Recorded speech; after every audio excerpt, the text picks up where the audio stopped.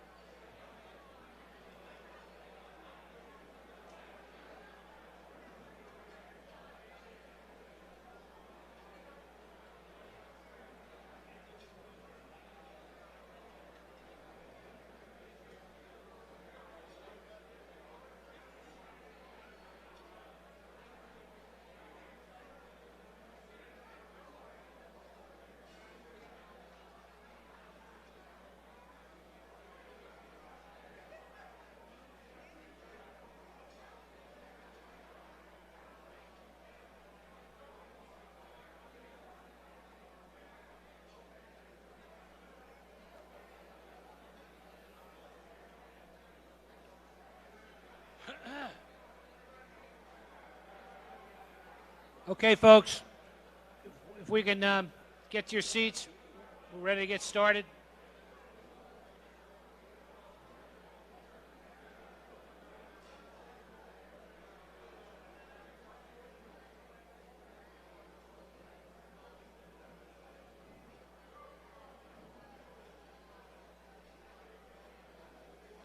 All righty, ladies and gentlemen. Thank you. A couple of notes. We did have a couple of our Hall of Fame members come in late.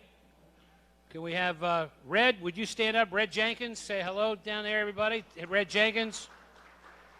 And Tommy Amaker. Tommy came in. Tommy, can you say hi to everybody? And Adrian Danley. Adrian, can you please say hi to everybody? AD's back there. Here's AD. Hey. So I think we're represented here today, huh, folks? I would also like to mention, for those of you who have friends who would like to watch this, you know that you can text to them right now. This is being live streamed for free all around the world. So you go to YouTube First Amendment Sports. Just if you wanted to text some friends, YouTube First Amendment Sports. And that will be broadcast live. Put it on your laptop, on your phone. People anywhere in the world can watch this presentation. So to get started, I'm going to introduce our MC, Mr. Pete Strickland, one of the great graduates of DeMatha High School, University of Pittsburgh, 35 years coaching in Division I, and the man who brought basketball back to Ireland. Let's have a big round of applause for our friend Pete Strickland.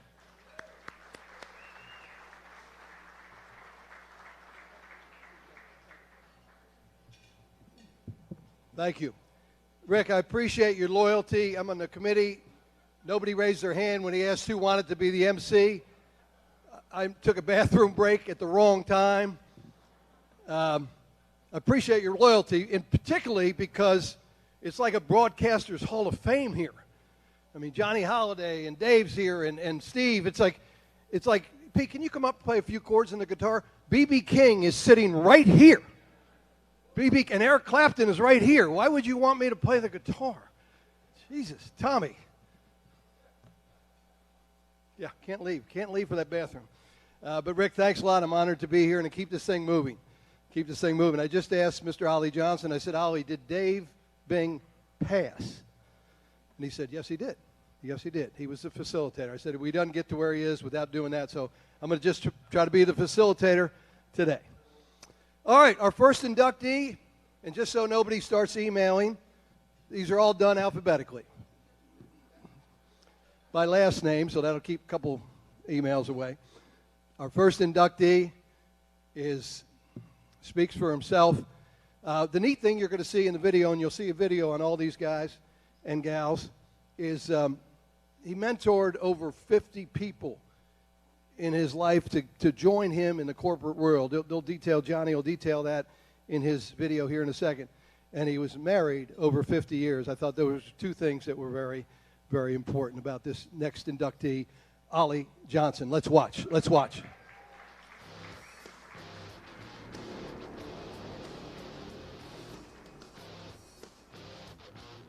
The Washington Metropolitan Basketball Hall of Fame is proud to honor this year's 2023 Hall of Fame inductee, Ollie Johnson.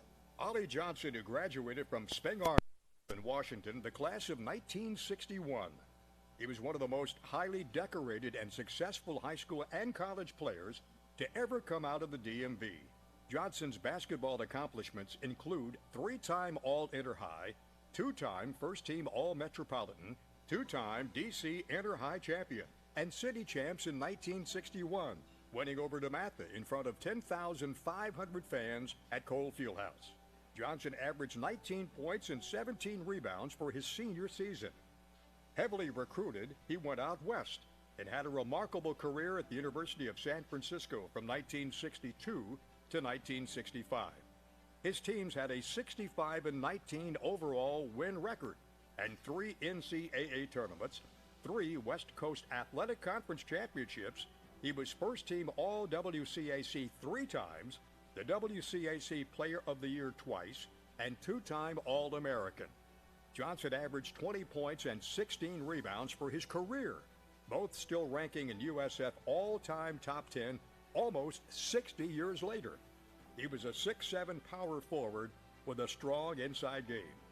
Inducted into the USF Hall of Fame in 1974, his jersey number 32 was retired in 2013 alongside the names of Bill Russell and Casey Jones and Mike Farmer.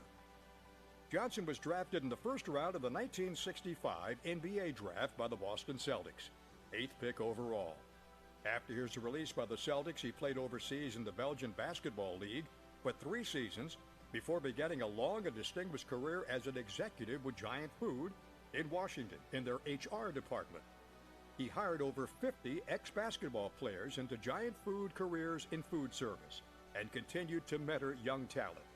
He's been actively involved working with various nonprofit boards, serving as a member of the USF Board of Trustees, and he considers the USF community to be his family. He's been married to Barbara for 55 years, and they have 1 daughter, Kimberly. Known for his willingness to serve and uplift others, Ollie Johnson, we welcome you to the 2023 Washington Metropolitan Basketball Hall of Fame.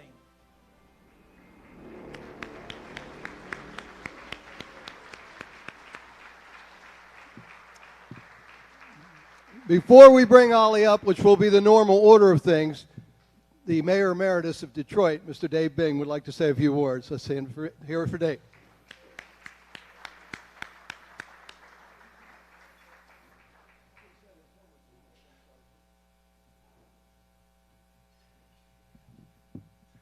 First thing I want to say, congratulating to Ollie. What took you so long? When you see all the things that he accomplished, it makes you wonder. But knowing Ollie, and low-key as he is and always has been, he never tries to promote himself. True story. Our high school coach, Dr. William Roundtree, when I became a varsity player, Dr. Roundtree took me aside and said, I want you to watch this guy, Ollie Johnson, because that's who you should be like. Here's a guy that never worries about the accolades, not a flashy guy, not a flashy player, but a guy who was a role model for all of us at Spingarn. And after he left, we saw all the things that he accomplished at the University of San Francisco. But upon coming back home is where he had his greatest impact. Not necessarily on the basketball court, but in the corporate community and the community at large here in the greater Washington area. I'm so pleased to have had the chance to play with Ollie because he made my life and my game easier. I know when we needed a rebound, I knew who to look to. When we needed a basket, I knew who to look to. Ollie didn't get all the accolades in high school that I think he should have gotten. boy, he's lived a great life. And there's nobody, in my opinion, more worthy of the honor that he should receive today. My teammate, my friend, Ollie, congratulations for everything that you are. Thank you.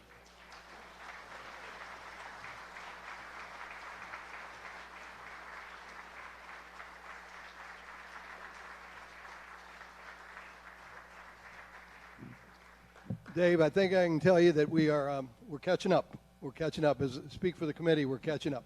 We're catching up. And one more gentleman wanted to speak on Ollie's behalf, his teammate from USF, Dennis Lucy. Dennis?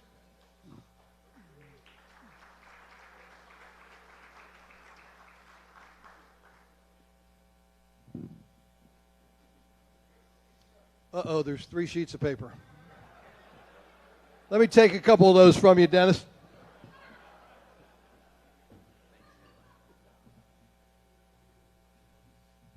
This will be very quick here.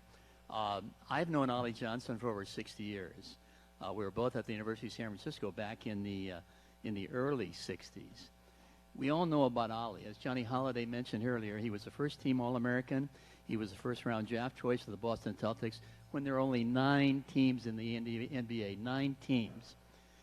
His performance in almost beating UCLA in 2 regional finals, in 1 game losing by only 4 points, and UCLA going on to win their first 2 national championships, caused John Wooten, the great UCLA coach, to say this about Ollie. Ollie Johnson was the best center I've ever seen on the low post for position and finesse. We beat USF in 2 regional finals, and Ollie was the MVP. These 2 games were much tougher than our Final 4. But as Dave Bing said, what I really want to talk briefly about is what Ollie has done since finishing his basketball career. His last 4 years were playing for Ford Motor Company in Europe, where Ollie's team won many championships. Ollie returned to Washington with his beautiful bride in 1971 and joined Giant Food. I must state here that if you go to any Jesuit high school or college, and the Jesuits today have 77 high schools in the United States, 2 here in Washington, Gonzaga and Georgetown Prep, and 27 universities like USF, Georgetown, Boston College, Creighton. You will see that the paramount objective of a Jesuit education is to form men and women for others. This is the universal mission statement for Jesuit schools, emphasizing that the privilege of education carries with it the responsibility to use one's knowledge for the broader benefit of mankind. Ollie personifies this objective, and here is how. He joined Giant in 1971 as a director of personnel. Giant was small then, but they really grew in the next 30 years. He was responsible for hiring close to 1,000 people for Giant. Where did he find these people? He went back to his roots. That's Bengarn, to Eastern, to Ballou, to Dunbar. He went to all inner city high schools and offered those individuals $18 an hour. That is higher than the minimum wage today. And while those folks jumped at that, and many are still at Giant today. Ollie did not stop there. He joined a group called the North Capitol Street Housing Project that was involved with a group called Sursum Corda and So Others Might Eat. They had a number of homes and apartments in the area around New York Avenue and North Capitol Street. The developers had their eyes on that area back in the 80s and 90s. They would offer those renters $1,000 to move. Ollie and others immediately saw that this was not going to work. You cannot buy a house for $1,000. Ollie and others insisted that if new units were going to be built in that area, the developer would first have to pay the rent for those displaced until the new units were built. And then 40% of these new units would have to be made available to low-income families, and this is still today. Being a Jesuit product, Ollie knew about the Jesuit Volunteer Corps, which is the Jesuit Peace Corps, for those out of college.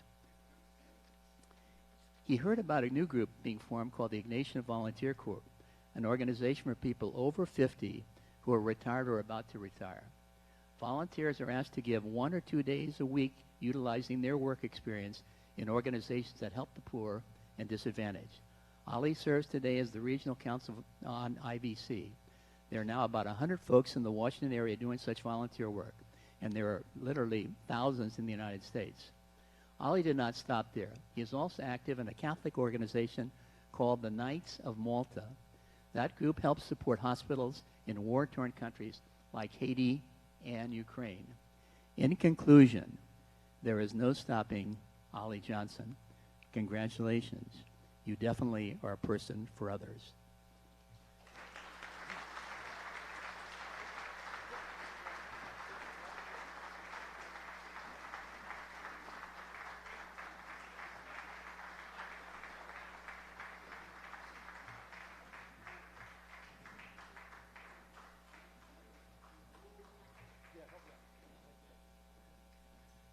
I gave Ollie credit for 50 hires of basketball players. Turns out he hired over 1,000. Thanks a lot, Ollie.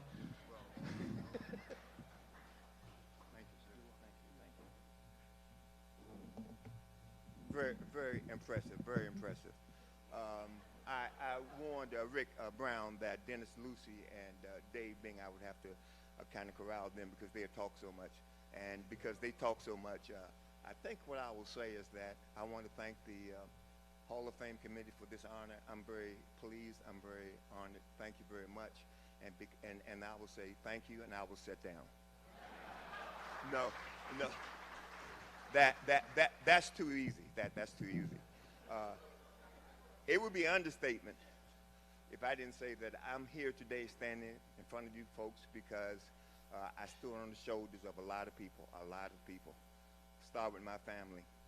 A very wonderful family, siblings, mother and father. And I always thought I was the luckiest kid in school because every day when I left to go to school, the last person I saw was my mother, and the first person I saw when I returned home was my mother. I'm here today. My brother's here, my big brother here, Andrew Johnson, and he's my mentor. I went to Spingarn High School when I think I was in junior high school to see my brother play varsity at Spingarn. And from that day on, that's when I fell in love with the game of basketball. Thank you, brother. Thank you. And Spingarn High School, Bing alluded to that. Special place during that time. Wonderful staff, wonderful students. We had a wonderful time, wonderful coaches. And we played, well, we had a good time playing because we won. And so remember our coach, Dr. William Roundtree. He was special. And I had a thing I was thinking today, coming up here, Dr. Roundtree would always tell about our first name. He would say Oliver Johnson, Dave Bing, Donald Hicks. And he never had a nickname for us. And he would say, Bing, David, he would say that. But remember our coach, please. And some of my teammates here today, and we've always been close, and we're still close, which is an amazing feat.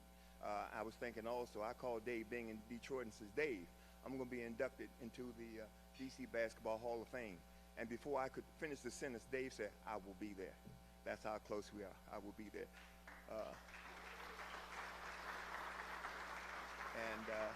The MC, true story, he did ask me that out in the lobby about Dave Bing, and the true story, he didn't make that up. He says, did Dave Bing pass the ball? I said he had to. He was the facilitator. And when he said want a rebound, I said, Ollie, go get the rebound. Go get the rebound. We're very successful. So thanks to teammates for being here. I appreciate that. And then when I graduated, I had many scholarships. I ventured to the University of San Francisco. Mind you, I'm 17 years old. I didn't know where I was going. Coast to coast, got there. I didn't know what to expect. But once I got there, about a week after I arrived on campus, I said, I like this place. I think I'll stay here. It was very nice, nice community. My mother would say that she thanked the Jesuit fathers for taking care of her baby son. Again, experience playing, a very good team when I was just talking about that. And we were successful. We played, well, Dennis also, very successful, very good team. I wasn't the only player. To get that far in the NC2A, we had a good team. I think my sophomore year, we recruited the best 3 players out of Northern California. So it was UCLA and San Francisco in those days. So basically, Luke, give you some text here. We won the WCC West Coast Conference every year. That's the Gonzaga of today. That's the Gonzaga of today. And then I want to also mention a lot of players are here. I came back to the area after the European League, and we started playing Maryland All-Stars. A lot of them are here today. And this was a combination of players, professional college players, and we got together. We played college teams. We played throughout the United States. We went to Mexico to play international, Mozambique, Maputo, Mozambique to play, and a lot of them are here today. I don't know if just raise your hand. There's so many to mention. Lloyd Mays, they are. A lot. It's like a homecoming. Like a homecoming. Thank you guys for being here. Really appreciate it. We had a great time. I guess every step of the way, high school, college, and the Maryland All-Stars, the common denominator were the people. Great people, and I'm very lucky to experience that in my travels, the amount of good people that I met, and it was step by step, and I really appreciate it. Thanks for everyone being here today. I really appreciate it, and this is an honor. Thank you so much for this honor, and go Dons. Thank you.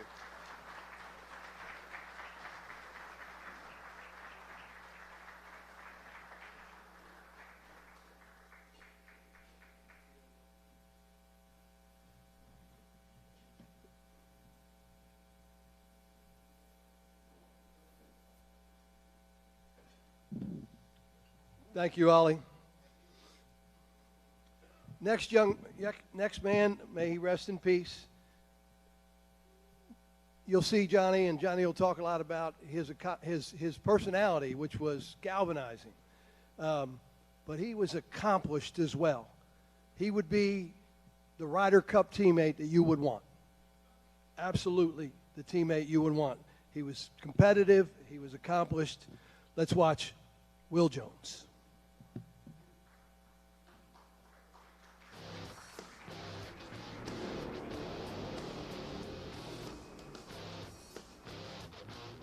The Washington Metropolitan Basketball Hall of Fame is proud to honor this year's 2023 Hall of Fame inductee, the late Will Jones. In D.C. basketball history, few names shine as brightly as that of William Jones, known to many as Will. At Dunbar High School, he developed into D.C.'s finest jump shooter and led the city in scoring in 1956. It was here that he honed his legendary trash-talking prowess, a trademark of his charismatic style. In 1957, Jones joined D.C.'s first racially integrated college basketball team under Coach Dave Carrasco at American University. He led AU to 3 consecutive Mason-Dixon and Eastern Regional Championships. In 1959, he scored 30 points to lead the Eagles to their first victory over Georgetown. He shattered the school's scoring records, including an astonishing 54-point game in the 1960 NCAA tournament, long before the advent of the three-pointer. He was a first-team All-American and eventually had his number retired. After college, Will played for the Baltimore Bullets of the Eastern Professional Basketball League. He was the Muhammad Ali of basketball, former Georgetown University coach John Thompson told Sports Illustrated in 1980. He was an extremely confident person on the court, and he could be very aggravating, but I liked him. During the summers on D.C. playgrounds, he played against future Hall of Famers Wilt Chamberlain and Elgin Baylor. Transitioning from player to coach, he took the reins at Robinson Secondary School, becoming the first African-American coach in Northern Virginia, earning a reputation as one of the area's most captivating and entertaining coaches. After a stint as an assistant for Lefty Driesell at Maryland, where he recruited excellent African-American players, Jones was named the head coach at the University of the District of Columbia in 1979 and transformed that program, winning the 1982 Division II National Championship. He elevated the game's profile, pioneering diversity in coaching by hiring the NCAA's first female assistant basketball coach, Cheryl Roberts, in 1981. Despite challenges and setbacks, Jones' spirit remained unbreakable. His coaching journey continued at Norfolk State University, where he embraced a new chapter, coaching at the Division I level for 3 seasons with the Spartans. His flamboyance and confidence were matched only by his dedication and compassion. He was married to Dolores Fletcher. Known for his tremendous self-confidence and swag, Will Jones, we welcome you to the 2023 Washington Metropolitan Basketball Hall of Fame.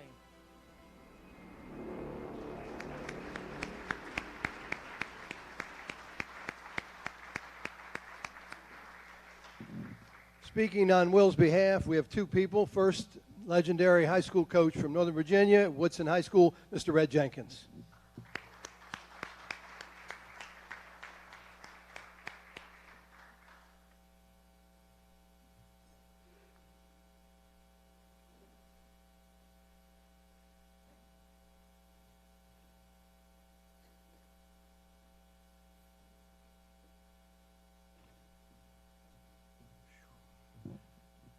Like Lefty told those people when he was inducted into the National Hall of Fame, just wait till y'all get to 87 and see how you do that so easily. The guy that I'm going to talk about very briefly was one of my very best friends. He came to Robinson High School first as an assistant at Wakefield, then he came to Robinson as head coach, and as they mentioned, the first African-American coach in Northern Virginia. Will was by far the most flamboyant, the most colorful character we've ever had in Northern Virginia. And I've got a couple of stories to prove it. When he came to Robinson, their basketball program was down. It didn't take him long. He realized he had to be a master salesman. And we played them on a Tuesday night to see who was going to be in first place in the league. And there were 5,000 people there on a Tuesday night in a high school game. 2,000 came to see 2 good teams play, and 3,000 came to see Will put on a show. And that he did. We were playing that game, and Chris Nockey played for us in '76, so he can attest to this. But Will, we were in a tight game. Somehow we stole the ball. We were 1 down with about 10 seconds to go. He had a 6'8" center that played 12 years in the NFL, named Joel Patton, who was a monster. And somehow we steal the ball, and I got a guy going to the basket trying to make the winning basket, and he was slow as molasses in January, and he couldn't jump over a beer can. But somehow he got up, and just as he was scared to death that the shot was going to be blocked, he dunked it. Well, there was a rule against dunking. But the trail official, we called him Peekaboo, he was down watching and missed the dunk call. So Will, the clock doesn't stop in high school, in college and pro. It stops in the last 2 minutes, but the clock kept running. So Will runs out in the middle of the court with his powder blue leisure suit and his high heel boots and stops the game. So I said, okay, that's a technical foul for him being in the court. And we get the ball out of bounds. We got a 1-point lead with 5 seconds. We can't lose. So the officials confer, and they come over. And I say, all right, technical foul, our ball, right? He said, no, coach. He said, you know how Will is.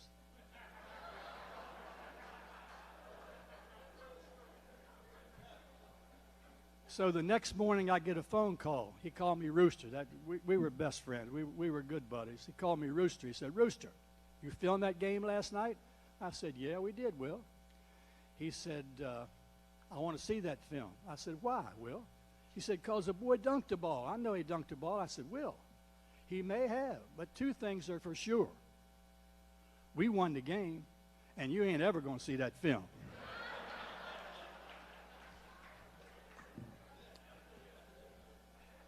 AD will appreciate this. Will called me. We had a large camp. You know, the last year we were there, we had like 900 kids. Not like Morgan and Joe, but we had a good camp. And Will called me and he said, Rooster, how much you pay Adrian Dantley? I said, he gets the top of the list. He gets $250. He said, I want $300. I said, Will, I'm not giving you $300. He said, I'll bring Earl Jones and I'll bring Michael Britt and we'll put on a show. I said, all right, I'll give you the $300. So he comes, and Earl Jones and Michael Britt were both All-Americans, put on a show that you wouldn't believe. And so I said, come on, I'll write you a check. He said, I don't want a check. I want cash. So I got to go to the bank and get cash. He said, not only you got to go get cash, he said, this is how I want it done. I want 2 $100 bills and 2 $50 bills. So I said, all right. So I got the money, and he, left. And the next day, I called him. I said, Will, what was that odd breakdown on that money? He said, well, one of the hundreds was for me. The other 100 was for me, and they got $50 apiece because they know who in the hell the star is in this show.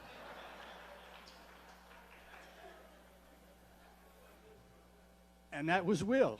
I mean, he was a star everywhere he went. So anyhow, the last story, well, Lefty Driesell called me one day and he said, Red, what do you know about Will Jones? I said, I know a lot about him.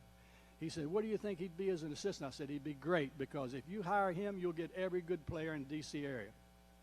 Lefty said, I'm going to hire him. So Will was going over for an interview. And he was very impressive, very brash, as usual, telling Lefty, hell, they'd win the world if they just hire him. So Lefty hired him. And the second day there, they had a recruiting meeting. And Lefty says, Will, you're the D.C. guy. We got 2 All-Americans right in our backyard, Billy Bryant and JoJo Hunter. We need to get at least one of them. And he says, if you get one of them, I'll buy you a brand new suit down at Britches. And Will, being brash, said, what if I sign both of them? He said, Will, you can't sign both of them. He said, I heard Billy wants to go out of town, so if you hire one of them, I'll get you a suit of clothes. Will comes back. But, Coach, what if I hire both? What if I sign both of them? Lefty said, all right, Will, damn it, I'll buy you 2 suits if you sign both of them. 2 days later, he signed both of them. He called me on the phone. He said, Rooster, he said, I signed both those guys Lefty wanted. He said, he'll never know it, but I talked to him on the way over to my interview, and they agreed to go before I ever took the job.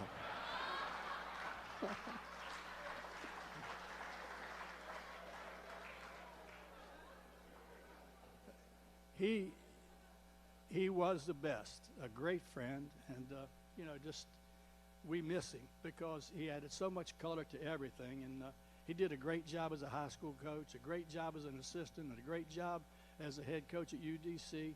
He was so much better. He was flamboyant and colorful, and everybody thought that he got by on personality, but the guy could really coach the game, and I sure miss him. Thank you.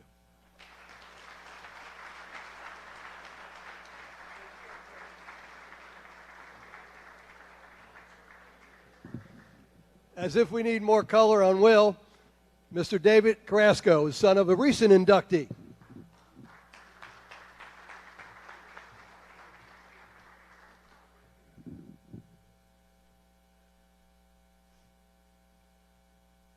When I rise to speak with you about the Willie Jones that I grew up with, was amazed by and loved, the title of a play by the African-American writer Lorraine Hansberry comes to mind.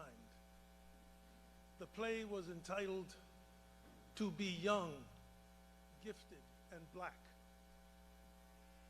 I met Willie, as we called him then, when I was 12 years old, and he was 18, young, gifted, and black. I met him in a gymnasium at American University as he joined my father's team, and we stayed friends until he passed away 60 years later. I remember him as gifted in many ways, and here briefly are 4 of the gifts he gave to me, to us, and to this city. The first gift was his supreme excellence as a basketball player. Georgetown coach John Thompson wrote about Will Jones in his autobiography, I Came as a Shadow. Quote, the tiny scoring guard Will Jones could have been great in the NBA. Little Will was a shooter's shooter, talked a whole lot of trash, and always backed it up. Elgin Baylor, in his autobiography, Hang Time, remembers Willie, as we called him then, holding his own at Kelly Miller Playground when Wilt the Stilt Chamberlain came to play. We learned that Willie's skills and verbosity made him a DC playground legend and the most colorful performer in the Baylor Chamberlain games.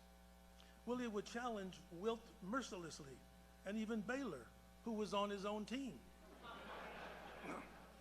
Will announced, quote, nobody could shoot like me, and I was yelling at everybody that they better either pass the ball to Wilt, Elgin, or me.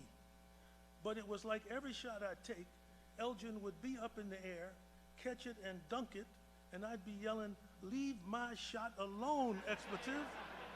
It's going in."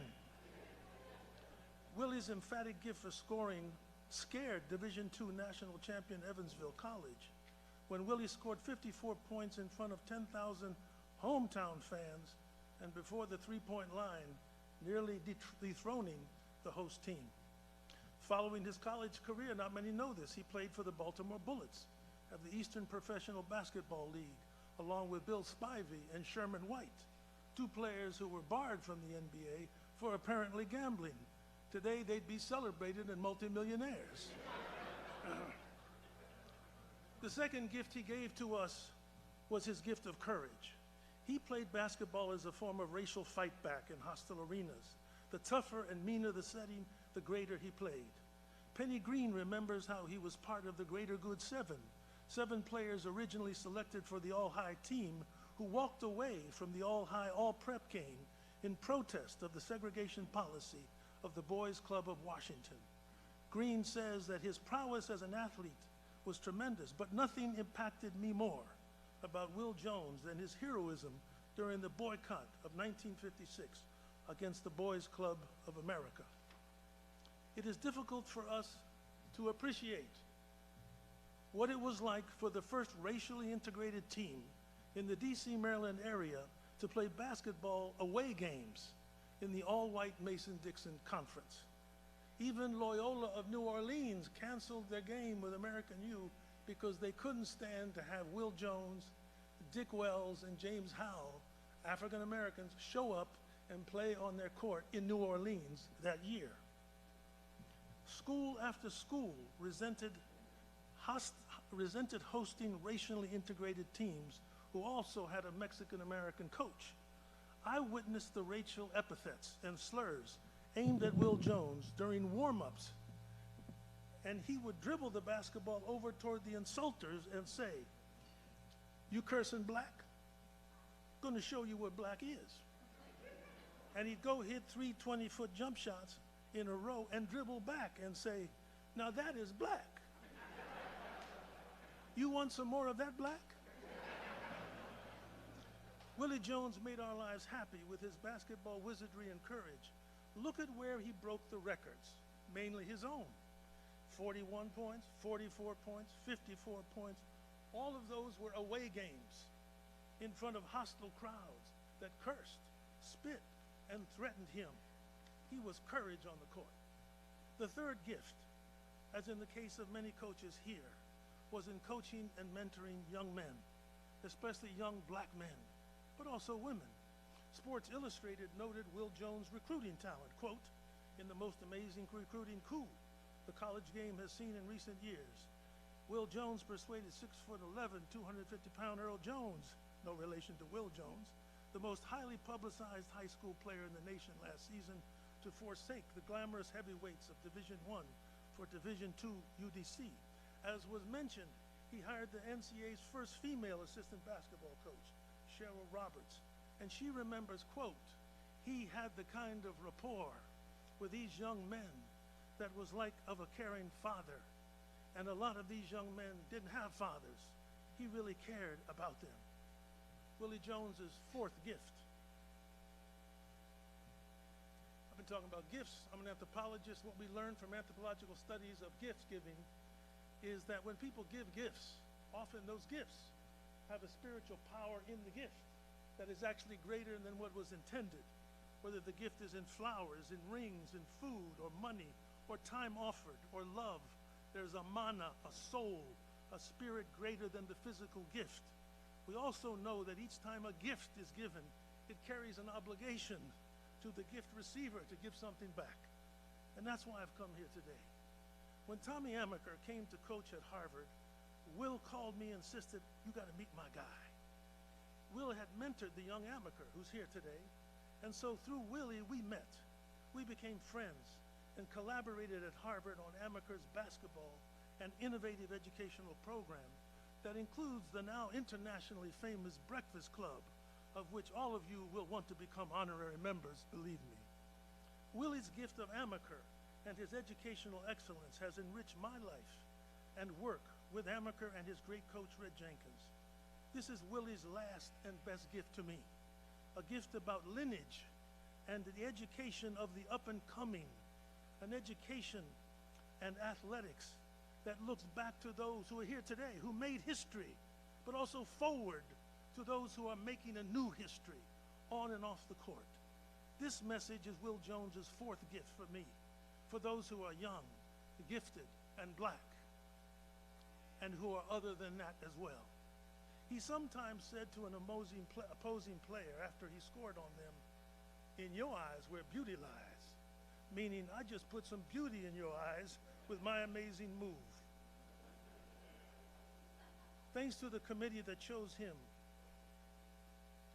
he puts beauty in our eyes, along with these other Hall of Famers, and it's our happy obligation to tell everyone we know about all of them, and certainly the wonderful Will Jones. To me, he is always young, gifted, and wonderfully black. Thank you.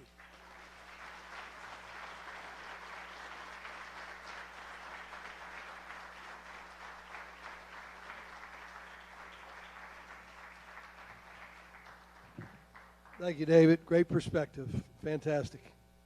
The next inductee, Stan Kernan. Great player, great coach, coached both boys and girls to state championships. And I'll be interested to hear what Coach has to say. Somebody that did the same, not won championships, but coached both boys and girls, said, you know, the difference is this, is that girls think you're the greatest. You have to prove you're an idiot. Guys think you're an idiot. You have to prove you're the greatest. So, Stan, I wonder if that's the case. We'll know in a little bit. Let's watch the video on Stan Kernan.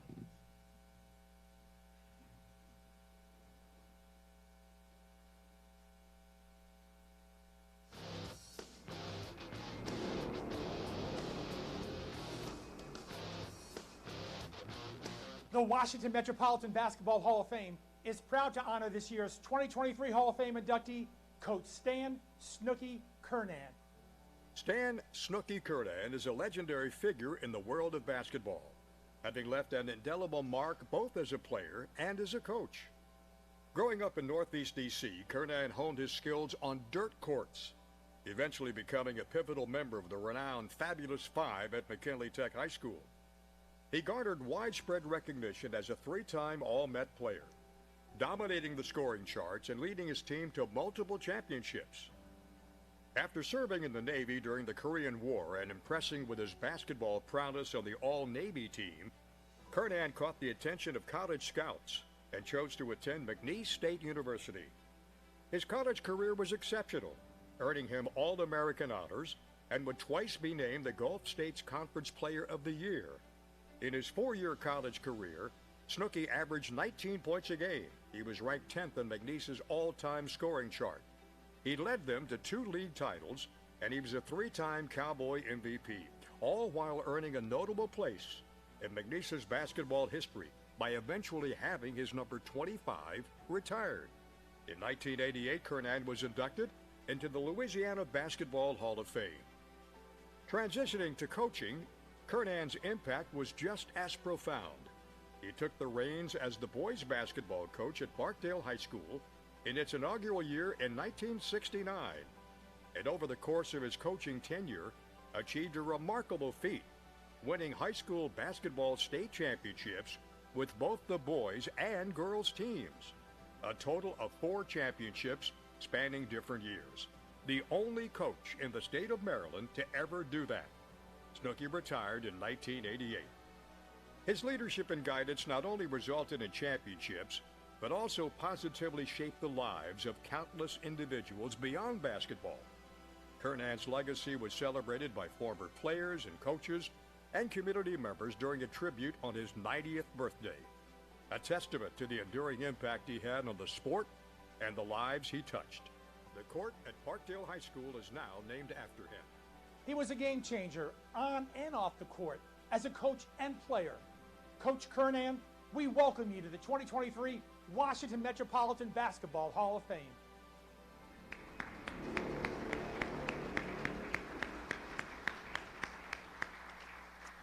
Coach, before we bring you up, let's hear from one of his most storied players and a member of our committee, Mr. Penny Green.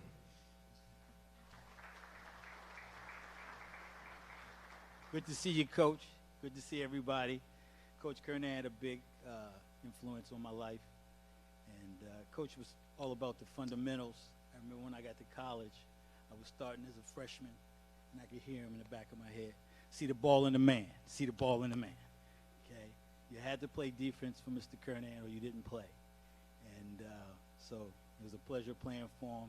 And then as a research guy, I started looking at the history and realizing he was in 2 Olympic trials. He was sitting on a boat at the in the Navy, and they said, "We heard you could play a little basketball." Several months later, he was representing the U.S. Navy in the Olympic trials. Another one of his feats, 38 games in a row at McKinley Tech, the Fabulous 5.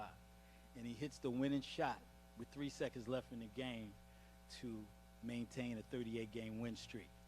So he was about, being a money man. So it's guys like that you meet in your life. They instill confidence in you. Everybody says, Penny Green, you seem to be one of the most confident guys I ever ran into. So guys like Stan Kernan are the reason that I have that kind of confidence. And it was a pleasure playing for you, Coach. And a lot of people said I was the only guy that you gave the green light to. But I ran the light, but that's okay. Come on up, Coach Kernan.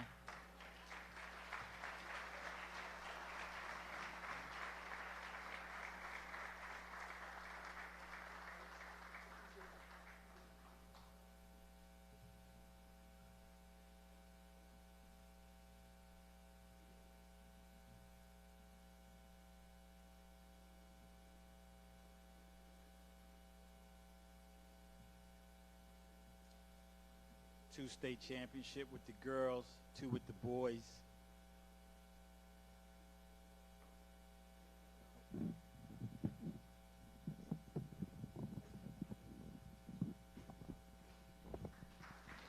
Coach Kernan.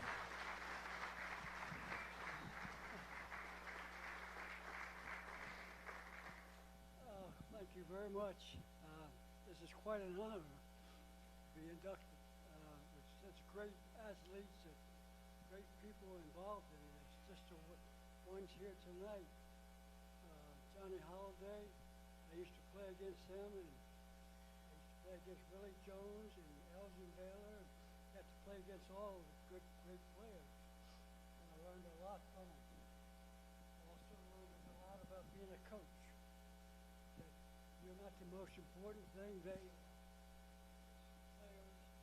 And I just, everybody that I've played against, something in my life. Who won, who lost, it doesn't matter. Just the people you meet. And you meet a lot of great people. Girls and girls is a little different than girls and boys. They were good. And I spent contact with people like them. And a lot of players I had, first I heard, we were good friends for a long time. All of the past players are good now.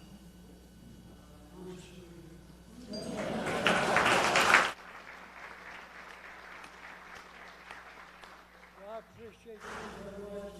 Thank you. I just want to deserve what I did tonight today. I deserve it. You're a person who's good to people, treating people with respect. I hope that they treat you the same. Thank you very much.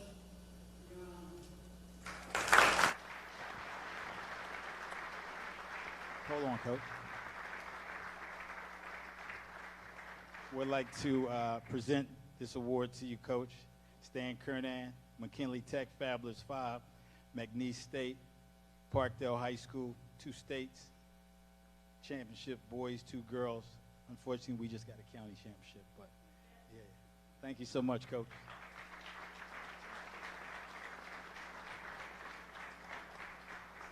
Main man, bucket getter, 25 a game. Yes, wet buckets, DMV. That's what we do for America, provide buckets.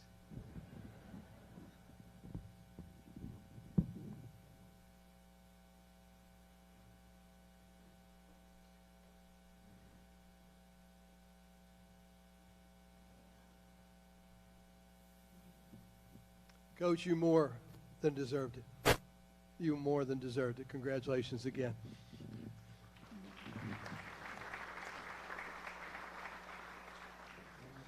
Our next inductee, what a rare thing. Us DMV, we're pretty protective of our area and our basketball prowess. And this girl's from Jersey. Oh, oh, my, oh my. You must really be qualified for us to make that waiver. So, Crystal Langhorne, national champ, WNBA champ. She just wins championships. Could have used her at the Ryder Cup and the Solheim Cup, Crystal.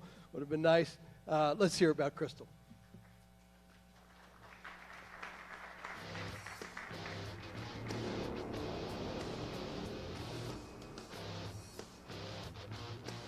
The Washington Metropolitan Basketball Hall of Fame is proud to honor this year's 2023 Hall of Fame inductee, Crystal Langhorne. Crystal Langhorne is a graduate of Willingboro High School in New Jersey, where she was a first-team McDonald's, Parade, Street and Smiths, and WBCA All-American. She was the MVP in the 2004 WBCA High School All-America game and led her team to 3 straight Group 3 championship games. During high school, she earned the New Jersey State Gatorade Player of the Year award twice. Crystal chose to play for the University of Maryland. She emerged as a pivotal figure under Coach Brenda Frese's guidance. She led the Terrapins to a national championship in 2006 as she etched her name into the record books and ultimately earned a place in the Maryland Athletics Hall of Fame. In her freshman season, she was the ACC Rookie of the Year, and she's the first player in the university history to score 2,000 points and grab 1,000 rebounds for either the men's or women's teams. During her Terrapin career, she was a 3-time AP and USBWA All-American, a 2-time WBCA All-American, a 4-time All-ACC honoree, the 2008 ACC Player of the Year, and Crystal was named the ACC Player of the Week 6 times during her career. Her Maryland jersey was retired and raised to the rafters of the Comcast Center during her last regular season home game. She was the first Maryland player to have her jersey raised to the rafters while still active. In 2008, Crystal was drafted 6th overall by the Washington Mystics in the WNBA draft. In her second season, she won the Most Improved Player award in 2009 and went on to win 2 WNBA championships and was named to the All-Star team twice in 2011 and 2013. After 13 years in the WNBA, Langhorne retired in 2021 and began her community engagement role with the Seattle Storm. Crystal Langhorne's success story epitomizes dedication, teamwork, and resilience. She credits her parents, who gave her the freedom to go after her dreams. She's one of the most iconic Maryland Terps of all time. Crystal Langhorne, we welcome you to the 2023 Washington Metropolitan Basketball Hall of Fame.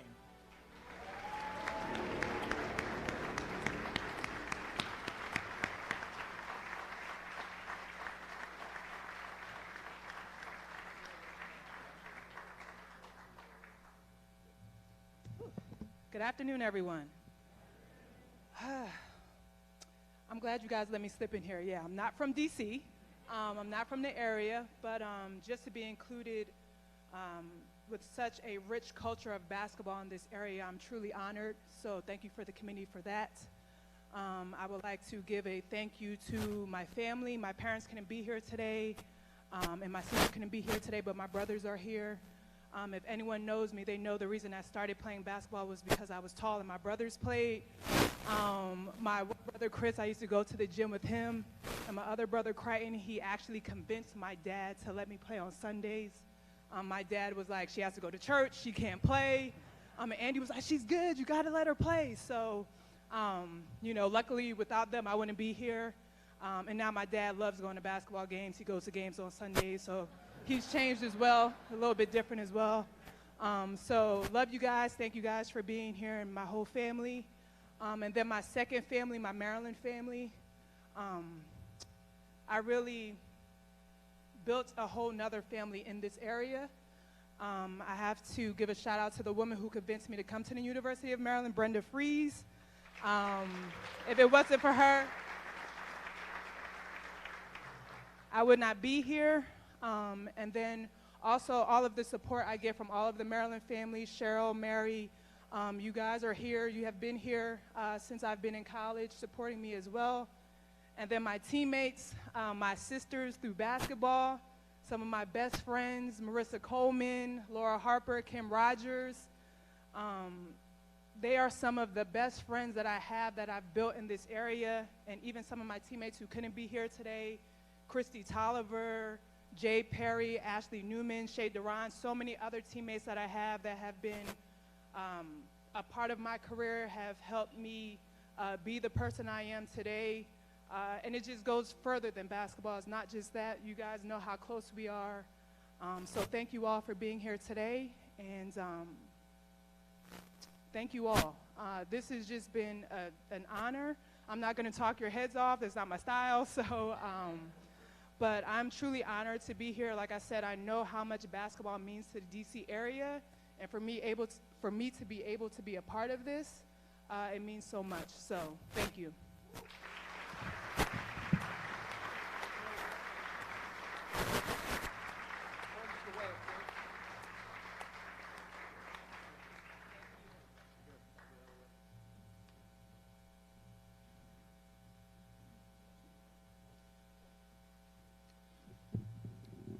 I'm sure Brenda thinks that was a really good trip to Jersey that day. Mark, she said she had to go. It was good. It was a good thing. It was a good thing. Our next inductee, may he too rest in peace, Earl Lloyd. Blazed the trail. And if we could think about it, I probably need to bring David back up here, but a la Jackie Robinson, he was the first African-American player in the NBA. But we know basketball is a little tighter. And those insults that David spoke about, they were probably a little bit more well heard. Chuck Cooper Jr. is here. Chuck's dad missed being the first to play in the NBA by what, one day, Chuck? And he said the Coopers and the Cliftons, Sweetwater Cliftons, and the Lloyds have stuck together for years. They blazed the trail together. And we can only imagine, of course, if you read some of the books, you know, you don't have to imagine what they had to endure. So what an accomplishment. He's one of our own. He's one of our own. A college coach at West Virginia State University, the college coach at West Virginia State University, Brian Poore, is here. I spoke to Brian before today's event began, and he reached out to Earl going back to around the break of the century, around 2000, and got Earl to come back to West Virginia State and really honored him. They have a beautiful sculpture of him on the campus. And he said two things about Earl, and anybody here that knows Earl would know this to be true.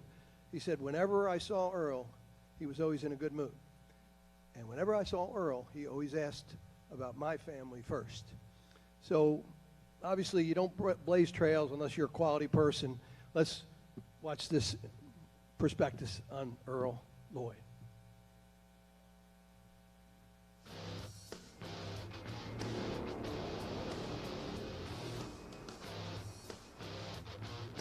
The Washington Metropolitan Basketball Hall of Fame is proud to honor this year's 2023 Hall of Fame inductee, the late Earl Lloyd.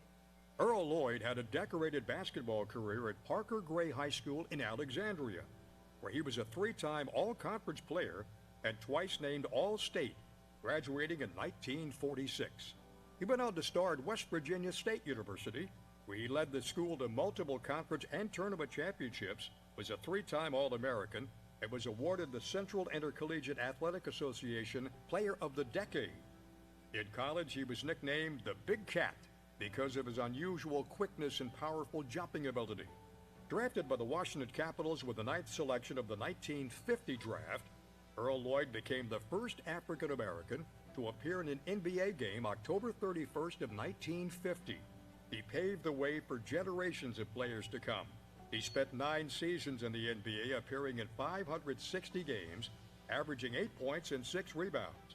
He's a member of the Naismith Basketball Hall of Fame. Lloyd was drafted into the U.S. Army and served time fighting in Korea before returning to the NBA, where he holds the distinction, along with teammate Jim Tucker, of becoming the first African Americans to win a championship ring, which they did with the Syracuse Nationals in 1955. And he was the first player from the DMV to win an NBA ring. Beyond his achievements on the court, Lloyd's legacy extended to coaching and community service. He became the NBA's first black assistant coach and the second African-American head coach.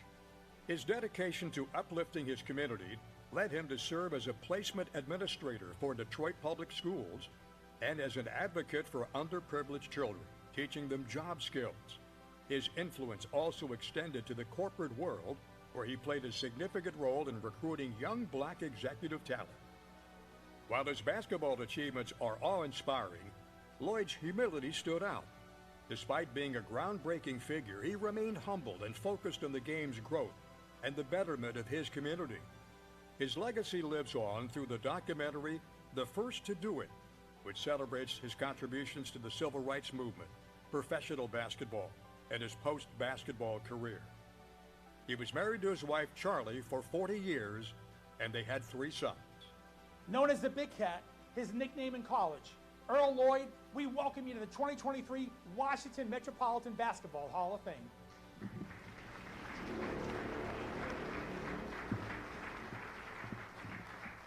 Earl, Earl, I know you got in the Naismith Hall of Fame first, but this one's a lot tougher. To my left is his son. Let's welcome Kevin Lloyd. Kevin?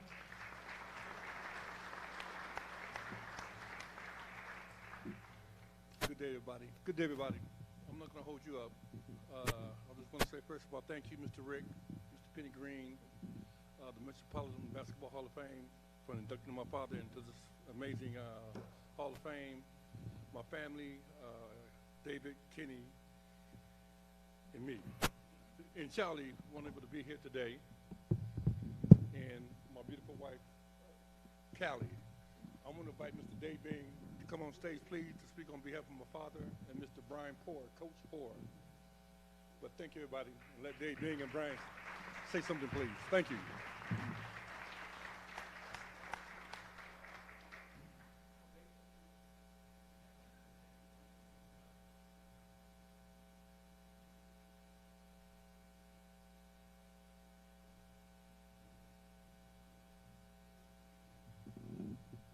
Earl, something I wasn't ready for this, but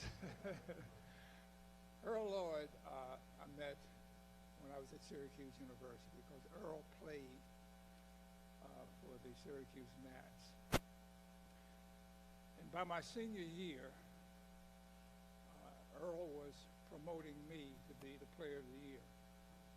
We became very good friends. And then I had the chance when I got to Detroit to play for Earl. Got to know him very well. And he was a great individual, one of these self-assuming guys. All the things that he had accomplished was never about him. It was about everyone else. Upon my retirement from basketball, I started a company in Detroit. And Earl called me and said, if you're going to be successful, you're going to need somebody that got your back. Let me work for you. And I've got your back. They don't call me Big Cat for nothing. So Earl worked for me for about 7 years in the community. And I miss him. He was a great guy. I got to know Kevin, his brother Kenny, brother David. He's got a great family, and I miss him dearly, and he's very deserving. You know, the statistics that we accomplish as athletes, you know, Earl wasn't this scoring champion, he wasn't a rebound champion, but he did so many things behind the scenes to make his teammates better. He made me a better person, and I'm very honored and happy to have had the privilege of being around him for as long as I did. Thank you, Kevin.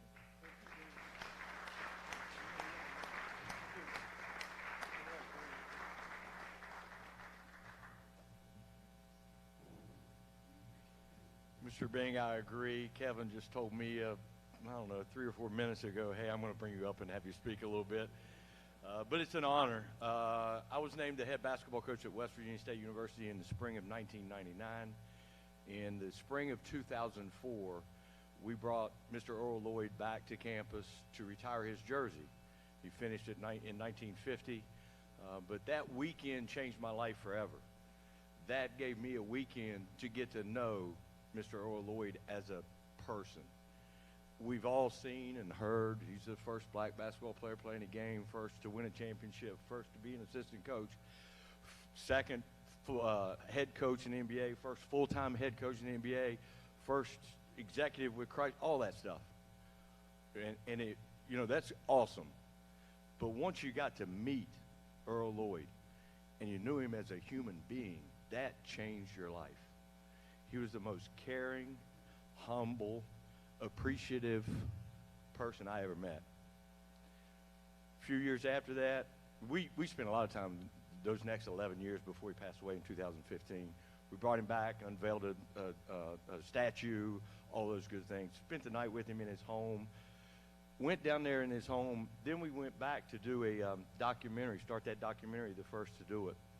When I was in his home, I didn't recognize. I was just there with him, watching NBA playoff, just talking basketball. Didn't notice anything in his house. When we go back to do the documentary, we start looking around.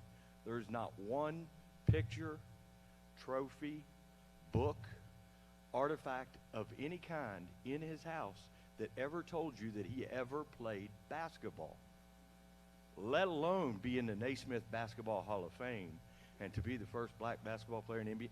Nothing. You never knew he even played basketball.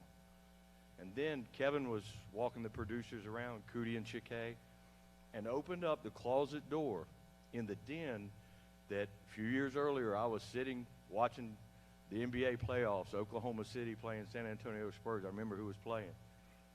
He opens up that closet door. In the floor of the closet was his Naismith Basketball Hall of Fame trophy. That's how humble this guy was. He didn't have it on display. He was just like all of us. And like Mr. Strickland said there, Coach Strickland there, Pete and I go way back, Morgan Wooten Cants, and it's an honor to see him. But he was just such a humble, caring person that if you didn't get a chance to meet him, you missed out. I was fortunate enough to do so, spent 11 years. Every time I ever called him, he always asked about my family and how I was doing. Did anything I ever ask of him with our program, talk to recruits, come back to campus, all those things. He was just an awesome human being. It's an honor to be here to represent West Virginia State for Earl Lloyd. Thank you.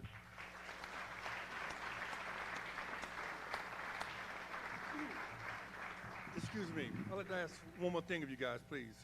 If my father, Earl Lloyd, crossed your path in any kind of way, or folks are here for me, on behalf of my father, will you please stand?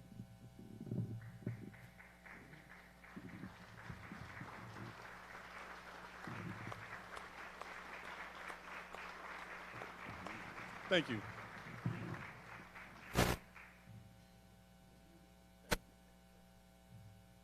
Thank you, Kevin. Thank you, Brian. Thank you, Mayor Bing. I just like saying mayor. I know you're not. I mean, you were mayor of Candy Cane City before you were ever mayor of Detroit. Just remember that. Next gentleman will be inducting. Johnny will call him a trusted voice on the video we're about to watch. And he was just that, and still is, and a trusted man. A trusted man. Just like if you're a luminary and you haven't been interviewed by Barbara Walters, you're probably not a luminary. If you're involved in basketball in the D.C. area and Butch McAdams hadn't interviewed you, you're not a luminary in the basketball area. Someone many of us know, maybe knows more of us in this room than all of us do, though we all know each other. Let's watch this video on James, never knew your first name, Butch. James Butch McAdams.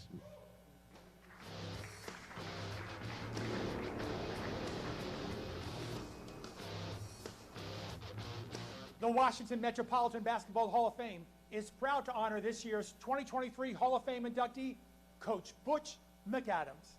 In the illustrious realm of basketball, few names resonate as enduringly as that of Coach James Butch McAdams. A luminary figure in the D.C. region, his legacy is etched not only in the courts, but also through the airwaves, where his voice has become a beacon of inspiration and insight.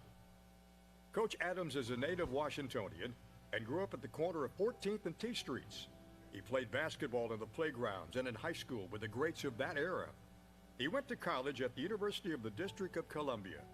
He went on to have a remarkable 36-year career coaching and teaching at the Murray School from 1973 to 2009, which also included a 2-year coaching stint at his alma mater, Mackin High School. His mentorship and leadership have left a positive mark on generations of aspiring athletes. Beyond the court, Coach embarked on a second chapter, one that resonated across radio waves. In 1992, he stepped into broadcasting, seamlessly transitioning into a role where he became a storyteller, an interviewer, and a trusted voice. The Butch McAdams Show on WOL 1450 and the In and Out of Sports podcast became platforms where narratives unfolded, where stories were told, and where the essence of sports and community converged. He has interviewed every major local basketball player, coach, author, contributor, and numerous legends from the world of sport over the last several decades. Butch McAdams wasn't just a coach or a broadcaster, he's a bridge builder. His partnership with the legendary Georgetown coach John Thompson and his role in establishing a haven for local youth at Murray School showcased his commitment to community enrichment. Through the love of basketball, he sowed the seeds of education and opportunity, guiding young minds toward paths they might never have imagined. In 2017, the DCSSA Hall of Fame welcomed Coach McAdams into its esteemed ranks, a fitting tribute to a man whose impact extended far beyond wins and losses. He has stood as a symbol of unity and purpose, embodying the spirit of the district and its boundless potential. His mission then and now is to tell the story of the DMV. Known for his radio tagline, "Make good decisions, because life is hard, but it's harder when you're stupid." Coach Butch McAdams, we welcome you to the 2023 Washington Metropolitan Basketball Hall of Fame.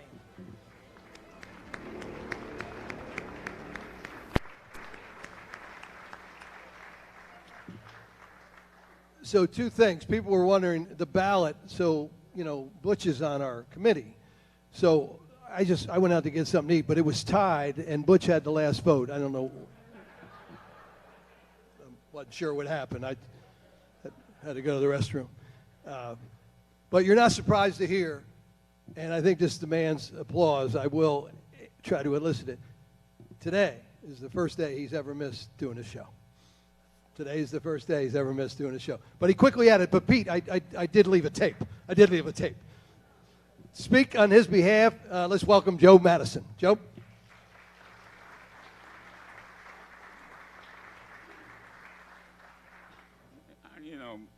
Someone once said, blessed are the brief because they'll be invited back. And I will be brief. You missed your show? Oh, see, I was the program director at the time he came on WOL, and well, I guess we would have let him off for this, but let me first say this about all of you. You all should be on Butch McAdams' show.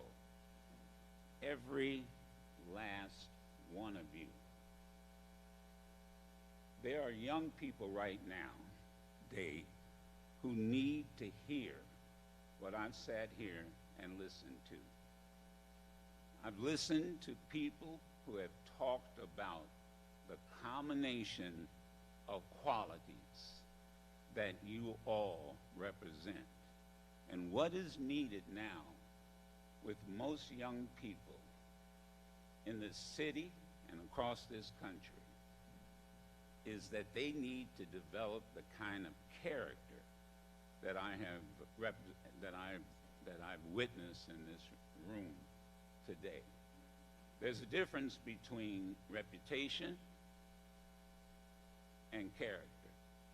Reputation is what people think of you. Character is a combination of qualities that you possess. And maybe if you go on Butch's show and they hear your story, please, please, all of you. Many of you are celebrities. I know how difficult it can be to do these shows, but young people need to hear this. And maybe instead of picking up guns, they'll pick up a basketball.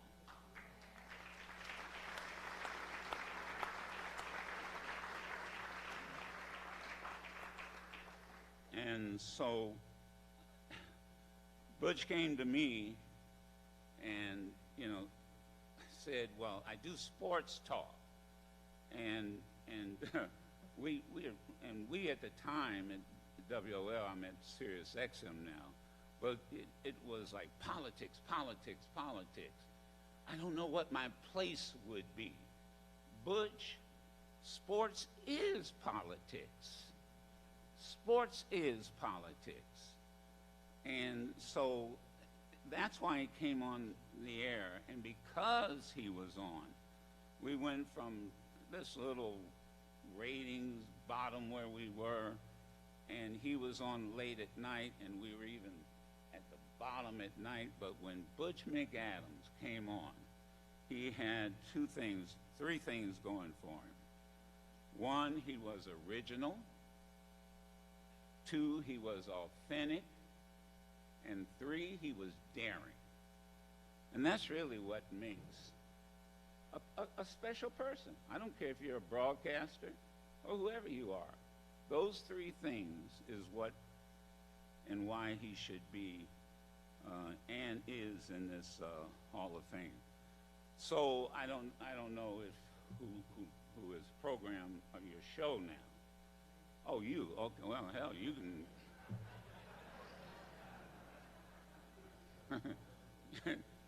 Let me tell you, being a program director like I was, and I never will be again, it's like being a coach. It's like being a coach. You got a bunch of characters, and don't even mention names. You got a bunch of characters who may or may not show up. And I'm an old athlete too. Man, the hell, you don't show up for a game, you're gonna be benched. But the one thing about Butch McAdams, he always showed up. Always showed up. So again, I'm looking around. Dave and I go back to Detroit, and I see all of you.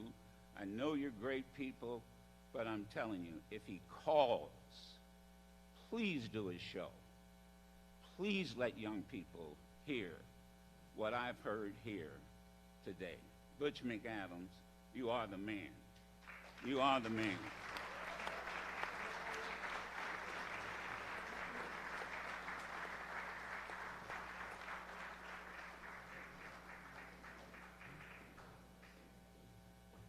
Y'all see these shoes he's wearing?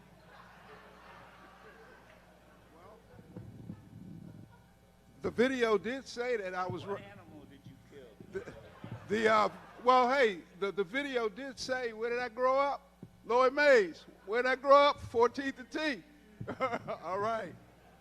I am so much, well, first of all, Joe, I want to take a poll because I do believe that at least half or more of the individuals here have been on my show. If you've been on my show, please raise your hand. See? Thank you so much. I am so much better talking about other folks than I am myself. I'm not good at talking about myself. And I learned that years ago from my parents, where they would always say to be humble, act like you're used to something. So I'm going to spend the next few minutes thanking so many people in this room. And what a room this is. I mean, this has to be basketball heaven. I mean, some of the greats of the DMV are in this room, generations. And my Mount Rushmore, and I post different things on my social media page just to get a discussion. My Mount Rushmore, which is 4, not in any order, but this is my Mount Rushmore. Y'all can disagree with me afterwards, okay? I know some of you will. Dave Bing is here. Adrian Dantley is here. Elgin Baylor is in heaven. And Kevin Durant is still playing. So if you don't want to put Kevin Durant in it because he's still active, then I'm going to put Austin Carr. But that's my Mount Rushmore. Now, it's just so many other greats. But I want to start off, as I said, thanking so many people for coming out today. I want to thank my family there. Andrea, thank you. I want to thank my nephew, Julian. I want to thank my great-nephews, Malik and Makai. And, of course, Andrea's in-laws, my friends. And there's some special people. Everyone's special. But in terms of me coaching, if it weren't for this man, I don't think I would have been coaching, because he was the one in 1969 ran after me 4 times and said, I want you to coach my team. And at the time, I couldn't believe it. I said, man, I'm not a coach. And then he sent my friend. And my friend said, Father Kemp says he wants you to coach the team. And I said, I told Father Kemp I'm not interested. He saw me again after church. I want you to coach the team. And I said, okay. These were my exact words. I'm going to coach the team 1 year just to get you off my back. Don't ever ask me again. Well, that was 1969. And from 1969 to 2007, with exception of 1 year, I didn't miss coaching. And thank you, Father Kemp. Thank you so much. Joe Madison was up here. Joe was the first one to put me on the air full time. When he was the program director, as he stated, he said, hey, D.C. is a sports town. We got to have a sports show. And he believed in me. And I thank you, Joe. Thank you so much. I want to recognize Dallas Grasty. Dallas was like a mentor to me, a big brother. And he was the one who got me into radio. He was friends with Miss Kathy Hughes. Shout out to Miss Hughes and Dewey Hughes. And when Miss Hughes was transitioning WOL from music to talk, he went to her and he said, are you going to do a sports show? She said, well, you have to see the program director. The program director was named Larry Hicks. So Dallas went to Larry and said, are you doing sports? He said, yes, we want to do sports. He said, do you have anyone? He said, well, we don't have anyone definitively, but we're talking to a guy from Pittsburgh. And y'all know Dallas. Dallas said, Pittsburgh? You can't have somebody from Pittsburgh talking D.C. sports. And that's how I got the job. That's how I got the job. Then, when WOL merged with WOLB in Baltimore, now y'all know D.C. and Baltimore are close, but it's a big difference. And it's a big difference. And Baltimore don't accept outsiders. So Will Jones, the aforementioned Will Jones, called me and said, hey, don't worry about it. I'm going to hook you up with some people in Baltimore. They'll take care of you. And these 2 people are here today. I got a guy, you talk about history, Joe, and guess. Clee Brister. Raise your hand, Clee. Clee Brister is the godfather of Baltimore sports. This guy, Dave Bing, had the great distinction of guarding Elgin Baylor and coaching Will Jones.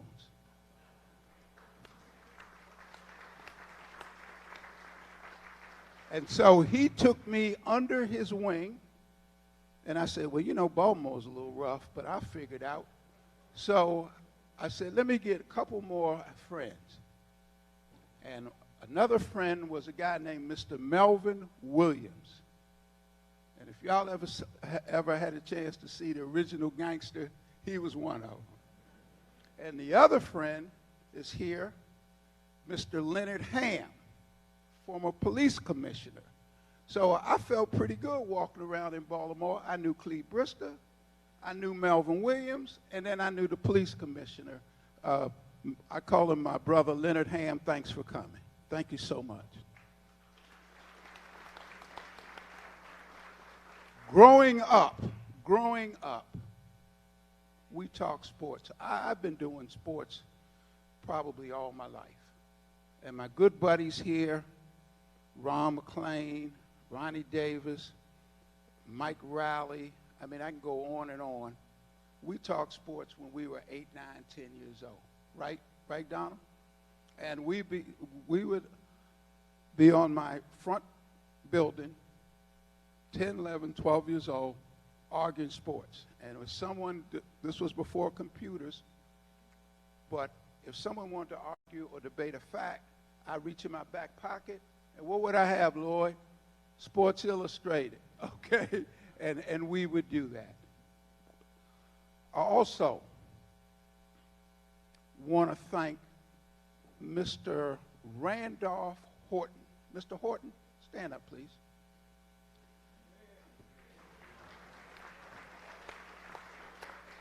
And I'm going to say this. For the particular show that I'm doing now, it would not be an in and out of sports without Mr. Horton. Because this particular show,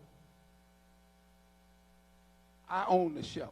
So instead of the station paying me, I went out and got my sponsors. From day one, Mr. Horton, I approached him, I said, hey, I want to do a show. He said, come by tomorrow and see me. Went by, didn't have to explain nothing. He just said, what you need. He said, this is all I want you to do is to tell our story. And that's what I try to do every Sunday or every time I get in front of the mic, is to tell our story. Finally, I want to thank my basketball family from Murray is here, Greg Taylor, Tom Cheney, and then Mackin. Sugar Bear, we call him Mark Spence. Sugar Bear is here for, and all you DeMatha guys, you know, Perry Clark, I love you anyway, even if you went to DeMatha. And just so many outstanding people. I see Coach A.B. Williamson, Darryl Prue, Ricky Goins, just so many people. And hey, as I always say, make good decisions because life is hard, but it's even harder when you're stupid. DMV in the house, Ray Savoy, okay, and all the other guys. And Wendell Hart was like my unofficial program director for several years. He would listen, and he was a good friend of Ms. Hughes, and so he would say, hey, you're doing well, keep it up, or you need to do this. I just want to thank everybody, and hey, this is one of the best days of my life. Got to end with this. We talk about Coach Thompson and Will Jones. Well, listen to this, I had the unique blessing of being in the back seat of Coach Thompson's car, okay? And in the front seat was Coach John Thompson and Willie Jones. You talk about a basketball clinic and a clinic for life. I'm 22 years old, and I'm sitting in Coach Thompson's station wagon with Will Jones and Coach Thompson, and these guys were bilingual. They spoke English, and they spoke in tongues. Thank you.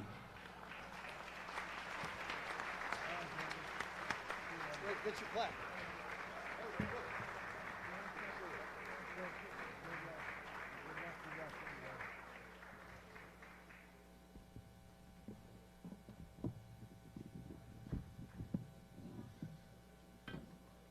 Thank you, Butch. Very deserving, as all. Glad to hear the police commissioner is here. So, bad news. So there's exits in the back. So Pet is outside. Apparently, Butch killed 17 snakes for those shoes. So we're going to all have to exit in the back right and back left. And just, I wouldn't walk with Butch. I wouldn't walk with Butch. I think there's some issues here. So Petta's protesting outside right now. What are you going to do? I mean, they just followed you, Butch, I think. The next gentleman will be inducting. Thanks for everybody's patience. Appreciate it. What a special day. He was kind of the first lefty Terp, really. And I think, so I grew up here, and to me there's 4 seminal events in our basketball, our shared basketball history. And, of course, it's very subjective. When DeMatha beat Kareem, I mean, Butch, you thought I was going to talk about Mackin? I mean, please.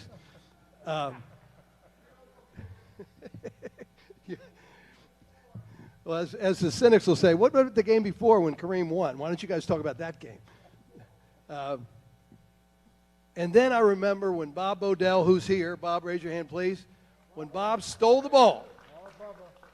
When Lefty came here and he was going to be the UCLA of the East, Bob steals the ball, throws it to Howard White, recently featured in the movie Air. Howard gives it to this next inductee, Jim O'Brien, and they beat South Carolina 31-30. And that, I think, was the beginning of the resurgence of the college game. The third event, and I think it coincides with many of us here, Big John got to the hilltop. And we know what that spawned. And then, Brenda, Title IX finally came. It took a little while, but it got there. Those are 4 events I remember particularly. And I was at the game, like 7 million other people, when Jim O'Brien made that shot. I had my lefty tie on. I was caught up.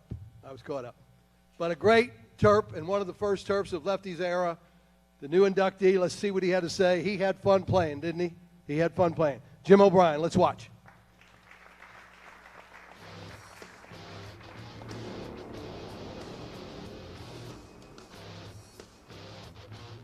The Washington Metropolitan Basketball Hall of Fame is proud to honor this year's 2023 Hall of Fame inductee, Jim O'Brien.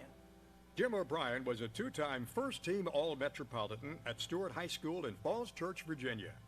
He led the state in scoring in 1968 and 69 with averages of 28 and 31 points a game. Jim was a high school academic All-American and received the Virginia High School Player of the Year award for his outstanding play. Many still regard Jim as one of the finest high school players to ever emerge from Northern Virginia. O'Brien's collegiate career was destined for glory as he became one of Coach Lefty Drizel's most celebrated first recruits at the University of Maryland. And there, he joined Terrapin teammate Howard H. White, who Jim says was a big reason why he joined the team. In his 3 years as a starter at Maryland from 1970 to 1973, Jim made the All-ACC second team in 1971, and the Terrapins won the NIT in 1972. Jim's remarkable contribution saw him finish his Maryland career with a 15-point-a-game average and leaving as the school's 6th all-time leading scorer. After college, Jim was selected in both the 1973 ABA draft and the NBA draft. The Indiana Pacers, then of the ABA, selected him in the 3rd round, while the NBA's Cleveland Cavaliers chose him in the 3rd round as well. He played for the New York Nets and for the Memphis Sounds in the ABA, ended up winning an ABA championship in 1973 and 74 with the Nets, along with fellow teammate Dr. J. Julius Erving. In 1975, O'Brien signed with the Cavaliers of the NBA and was waived before the season began, as that opened up the door to playing in Belgium for a year, an experience that he says was one of the best of times as it allowed him to travel and to see the world. Jim credits his oldest brother, Bob O'Brien, who taught him how to play basketball. Bob's rule was very simple. Jim, you can play with us older guys as long as you don't shoot. Jim transitioned to a successful post-career in the mortgage business. He lives in the D.C. area and is engaged to Teresa Wall. Thank goodness he stopped listening to his brother and started shooting. Jim O'Brien, we welcome you to the 2023 Washington Metropolitan Basketball Hall of Fame. Jim.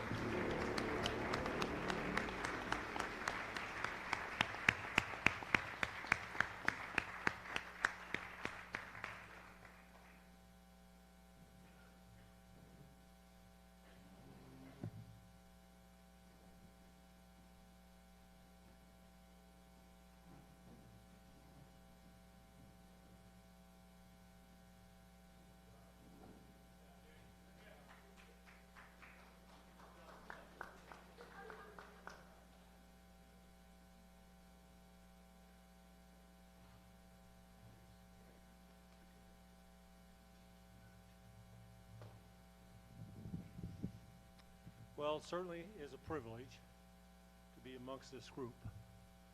Before I get started, as a fan, there are a few people that I wanted to recognize who were people that I don't want to say idolized, but people that I certainly respected. Mr. Bing was the first pro that I ever played against. I was a sophomore in high school, and believe me, that was a thrill, and I couldn't guard him like I couldn't guard anybody else. Second is Phil Chenier. I went to the USA Olympic camp in Colorado for 2 years. And I told Phil earlier this evening, without a doubt, by far, he was the best player in the camp. He didn't go back to school. He left and went to the Bullets, which we were all grateful for. And another great is Adrian Dantley. AD, I don't know that you remember, but I played against you when you graduated from high school in the Jello League. And I said to the guys afterwards, that guy can play. He's ready. He's ready. He doesn't need to go to college. And another guy is Tommy Amaker. I admired your game, and I'm sorry you had to play for Red, but you can't have everything, right?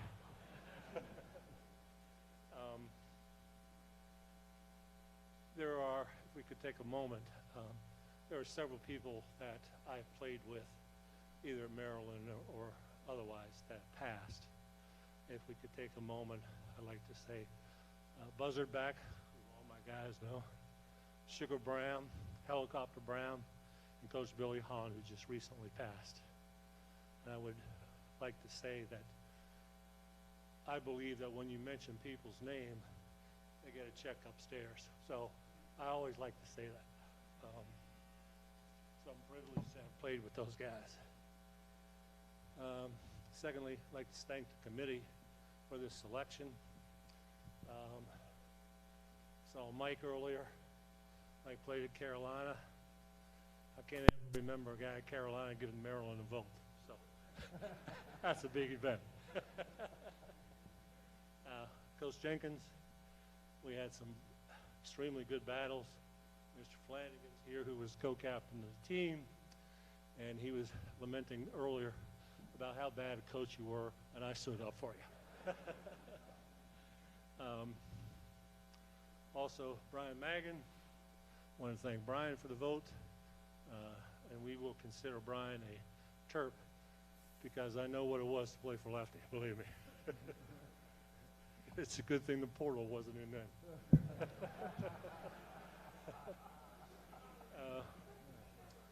I'll say very briefly, my basketball philosophy has always been one thing. I never played defense. That was for Bodell. He guarded my guy and his guy. My theory was, I'm going to outscore you. No matter what, I'll outscore you. So I took that philosophy all through and didn't do too bad for me. As Johnny mentioned in the film there, my brother taught me to play. 4 years older, and I'm actually from Uniontown, Pennsylvania.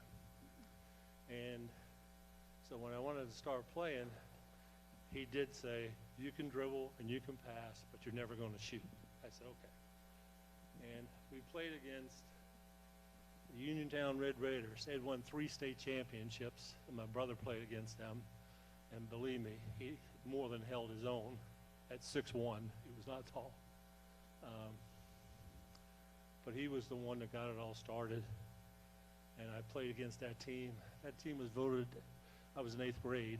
That team was voted Team of the Century in Uniontown, in Pennsylvania. So they had some pretty good players on that team.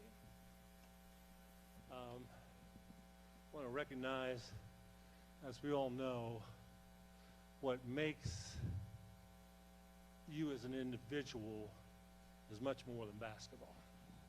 And I can tell you that when I went back, or go back to the University of Maryland for events, the most players come from our team.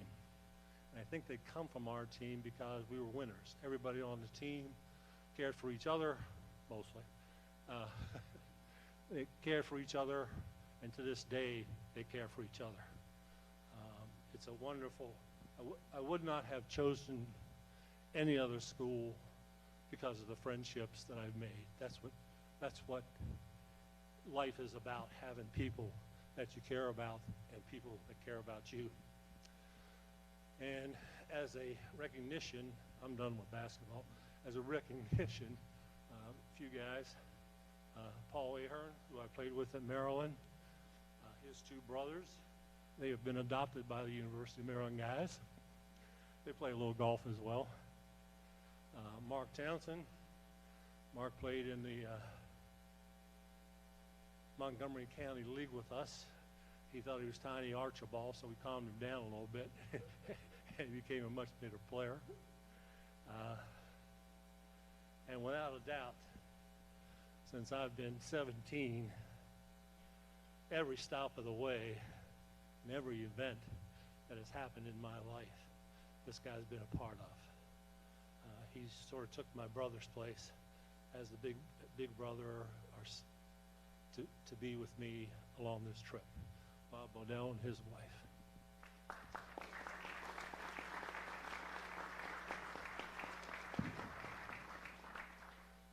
As Johnny said in the film as well, I was in the mortgage business thanks to Bodell. Yes or no, I don't know yet, but and there's some mortgage guys, Michael Ahern, Dave Hurt, especially Mr. Bolger and his wife. And without question, for the last 10 years, and I don't know how he's done it, Mr. Reese has been my partner. Mr. Reese, if you'd stand up. There you go. And the interesting thing is, as athletes, you get tense sometimes and you get into arguments. Mr. Reese and I have never had an argument. Pretty good for having a partner.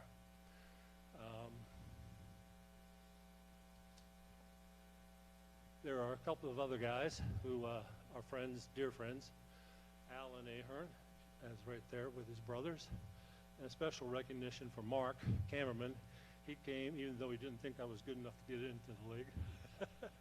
And he's a golfing buddy and a cigar smoking buddy. So it's special to have him with us as well. Last but not least, my grandson's here. He's a basketball player, and he's point guard. And I keep telling him to shoot, but he hasn't gotten that down. He wants to pass a little bit. But he's got a lot of heart, and he'll be there one day. Hopefully he'll be here one day. Especially my fiance, who is the most giving, loving, and caring. Please don't go to her for a problem because she'll want to cure it. And we can't take in any more tonight. And love her dearly, and a special, special person to me. So I want to thank everybody. Rick said he gave me 7 minutes, so if I went over, too bad.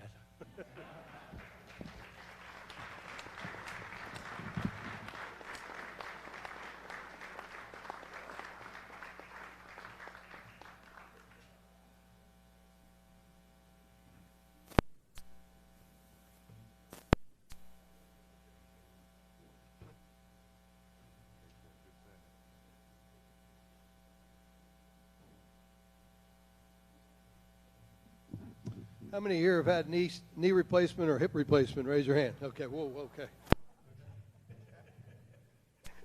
You haven't played if you haven't had one of those. Last but not least, certainly, our final inductee. So before, where's that grandson? Where's that grandson? Okay, have you heard of Steph Curry? Yeah. Well, there's no Steph Curry if there's not this guy first.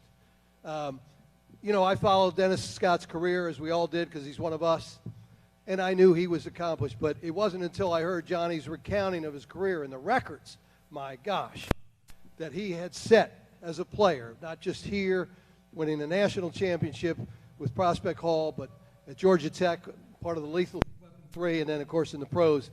I had no idea, and I followed his career closely. Let's watch about some of the accomplishments of Dennis Scott, our next inductee.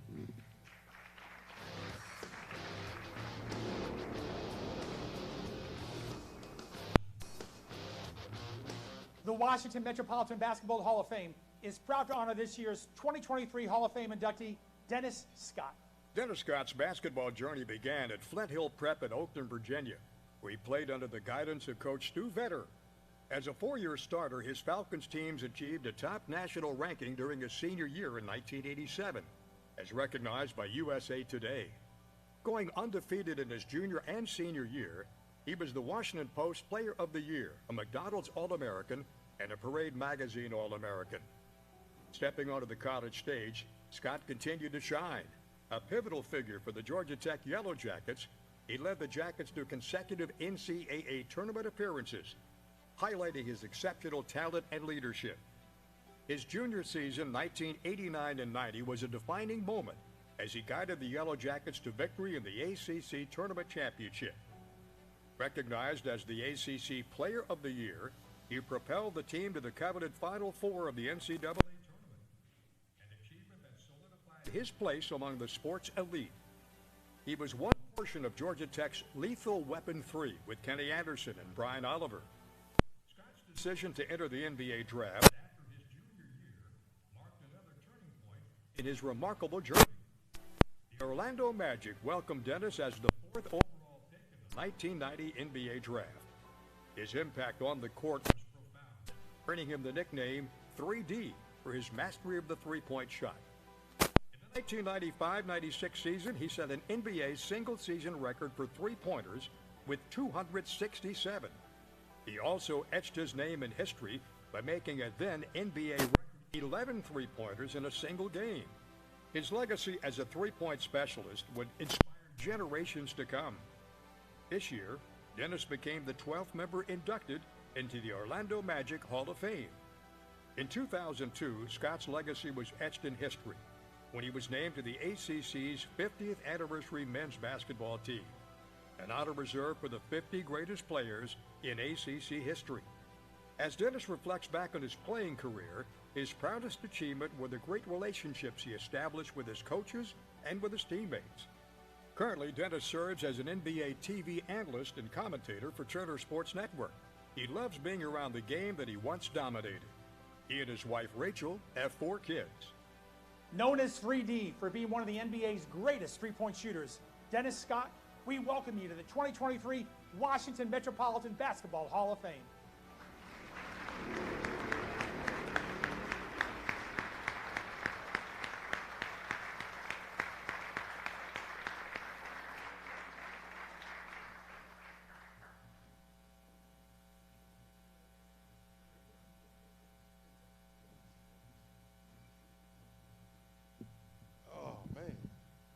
Everybody okay? Everybody still awake?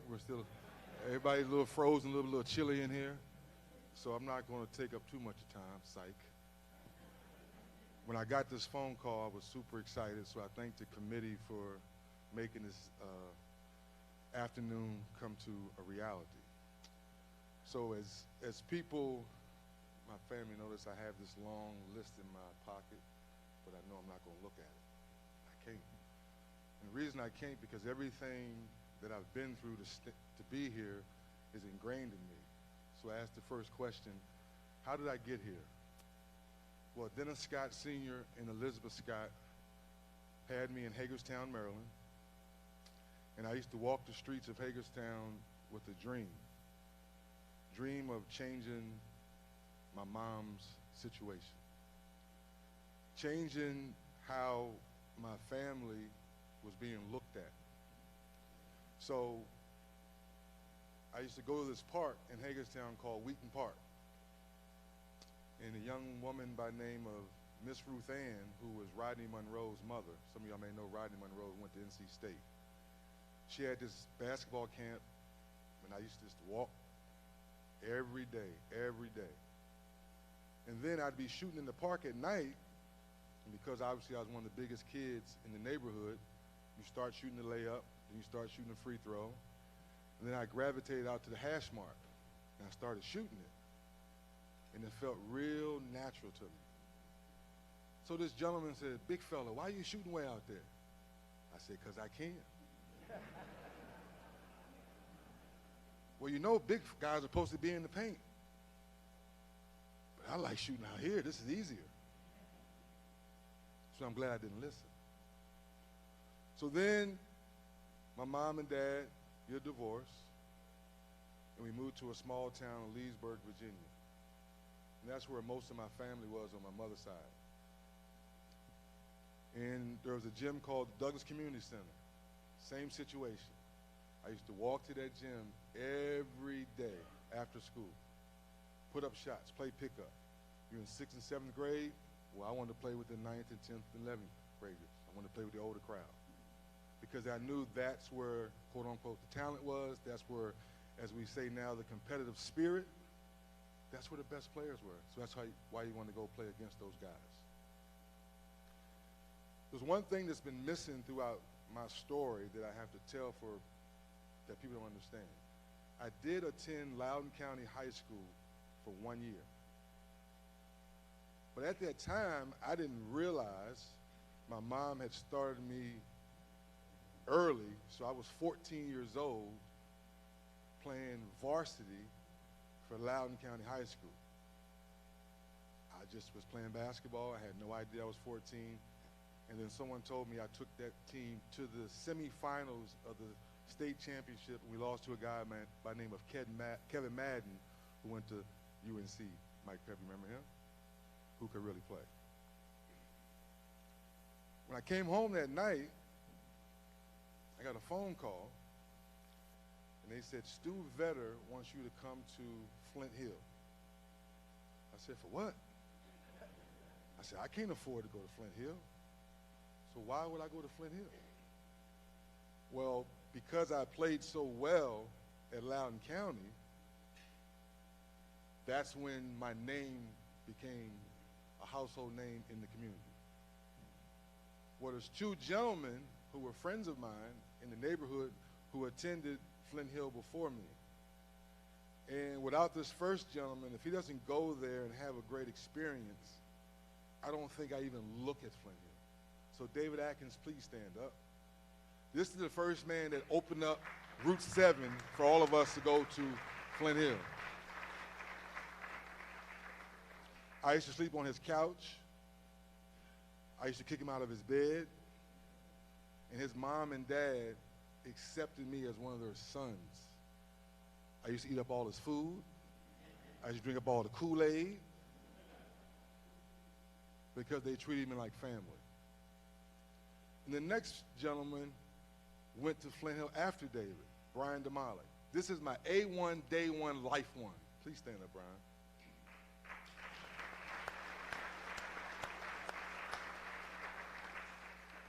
So I said, Coach, I think I'm coming to Flint Hill because of those two gentlemen right there. Because they told me the experience you have given them, the chance, the key word, chance, of getting a scholarship. The NBA wasn't even on my radar at the time. It was about getting a scholarship. We used to sit there and watch ACC basketball. We used to watch the Big East tournament when it was just becoming the Big East back in the day. And that was the dream. Do you get a college scholarship? That was it. Education, like we preach. But that's all you really wanted, to hear your name called, starting at forward, out of Reston, Virginia. But what was the school going to be? I had no idea. So that journey through Flint Hill, I thank Stu Vetter, I thank all my teammates for putting up with me. Obviously, I ask for the ball all the time down the court, of course. I'm always open. As any point guards ever play with me, I'm always open, so just make sure you pass it. And then, next thing you know, we played in this little small gym that maybe had, 3 bleachers, so all of our home games were at George Mason University, the small gym. And the recruiting process was a lot of fun. It was a lot of fun. Because you would look up there, you see John Thompson, you see Lester Drizel, you see all these coaches. You're like, man, they're coming to watch me play? Really? This is exciting. But there was one person that, I don't care if we was in Hawaii, Virgin Islands, we were in New York. I always looked and saw this guy, I'm like, what in the world is he doing? We talk about recruiting today, right? Now you got the computer, you got your laptop, you got your iPads. It's easy to find a kid. You send a video, recruit my son, recruit my daughter, what have you. But that guy over there, Perry Clark, will you please stand up? Perry Clark was everywhere. I'd go to the bathroom. Hey, you okay? You okay? You okay? Man, what are you doing? Follow me to the bathroom. Hey, we need you at Georgia Tech. I know I went to the math. I know. You almost went to the math, but you went to Flint Hill. But we need you at Georgia Tech. Perry Clark was everywhere from the end of my sophomore year and junior year. The Dean Dome had just opened. Georgia Tech lost by 33. I'll never forget this story. Bobby Crimmins runs up to Perry Clark. Dang it, I think we lost in the sky. We just lost by 33 points on national TV. Perry being Perry, Scotty. He called me Scotty back then. Scotty, are we still good? Me being me, nah, coach. I think I'm staying home. I think I'm going to Maryland. No, Scotty, no. About 2 or 3 days went by. I said, all right, coach, there's 2 things you have to do. If you do these 2 things, I'll come to Georgia Tech. So he calls Bobby and says, Bobby, we got to do it. He said, what is it? Well, at that time, Georgia Tech was wearing Converse shoes. And if anybody's ever played basketball, the weapons that Magic Johnson and Larry Bird were wearing, I said, oh, bless you, Jesus, I'm not wearing those. No, sir. What do you need, Dennis? I need to be able to wear Nike, and I need you to call Augusta College, because that's where Brian DeMollick was at the time. And I said, I need my A1 day one, because I've never been down south before. You heard all the great stories, but I'd never really been to Atlanta or been down south. Never been out of DMV my whole life. I'm born in Hagerstown, Maryland. Played in the Jella, played in Sidwell Friends, played in the Kenner League. I went to Nottoway Park. I mean, I'm DMV. But I wanted to go down south, so I said, I need my best friend. Bobby called me and said, all right, Dennis, you got to go to class. Check. And you can wear Nike, and Brian DeMollick's coming. I said, I guess I'm coming to Georgia Tech.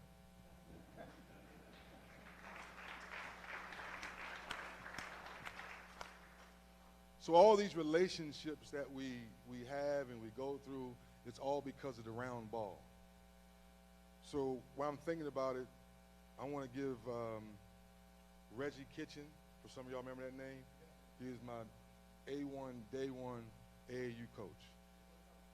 Philadelphia, exactly. Another gentleman by the name of Pee Wee Banks from Alexandria. He was another AAU coach I played for. He was another guy that instilled play hard all the time, and everything else would take care of itself.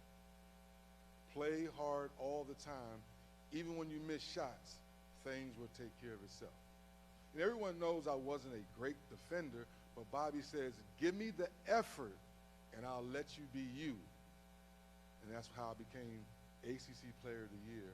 And to this day, another stat I didn't know, that 990 points in one physical season is still an ACC record for now 33 years. Not Michael Jordan, not the great Len Bias. So when I heard that record, I said, wow. So I always tease my son now, your dad was a bad boy back in the day. Then we come home from the Final Four. Coach comes to my room. What are you going to do? What are you going to do? Coach, I'm staying. He says, no, you're not. I said, what? I said, I'm loving it. I'm having fun. I'm going to be around my teammate. He goes, no, you got to get out of here. I said, you sure, Coach? He said, I've done all my homework. I've talked to all my NBA resources, and they said the worst you're going to go is 5. I go 4. So, Coach, thank you for kicking me out of school.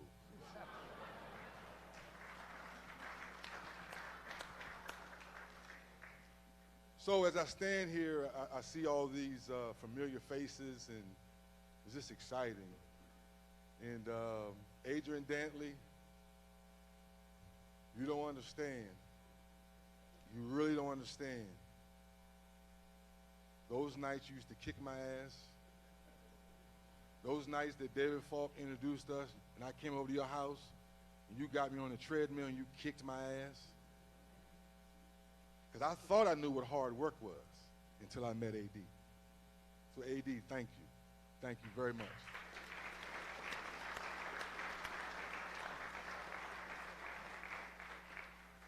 Tommy Amaker,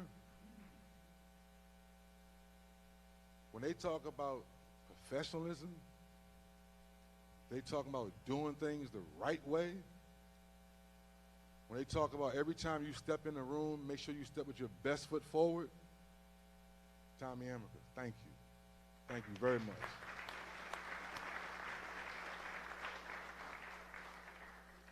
And I think I'm going to close with this one. I got so many stories and thoughts I want to tell, but I think this is the proper one because we've been here for a while now. And being on NBA TV, being on TNT today, and I've had numerous people come to me and say they like the way I dress or how I sound, how articulate I am. It's literally coming from my heart and coming from my gut. That's all I know. And where am I going with this? I'm about to tell my age on this one. This is the fun part. Who remembers that old show used to come on TV called The Sports Machine? Say it a little bit louder for me. Sound familiar? George Michaels is why I love sports, talk, radio, and TV. He made horse racing at 11:30 at night, and I don't know a damn thing about horses, but there that number 6 horse goes around the block again. I'm like, okay, I think I might like horses. That's because of George Michaels. And last but not least, Washington, D.C.'s own, who's a mentor today, and I speak to him maybe once a month now, is the great James Brown. JB on the sideline interviewing us when I was a kid, hearing his story, how he was a great basketball player, but played football, goes to Harvard, goes against the grain with everyone else is saying he should do. So I remember when I was transitioning from the NBA, or what did I want to do? You want to coach? Nah, I don't want to coach because I know how we are. Nope, I don't want to coach. No, sir. The late Craig Sager and James Brown said, just be you. I said, that's all I know. So here I am 16 years later, starting my 16th year now with Turner Sports and being a part of NBA TV and TNT. It's literally, I promise you guys, it's literally because of George Michaels and James Brown. So please give those two gentlemen a hand for me.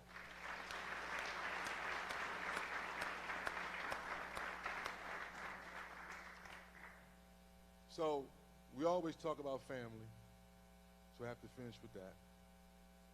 So my oldest son, Ryan, couldn't be here today. He had to work. He was my first passenger on this journey I've been on because I was 17 years old when he was born. Then I go get drafted number 4 to Orlando Magic, and that was probably the wildest, fun, craziest adventure being a young man in Orlando trying to figure life out. Then I have my daughter, Crystal, who's here. Please stand up, darling, who just turned 30 years old.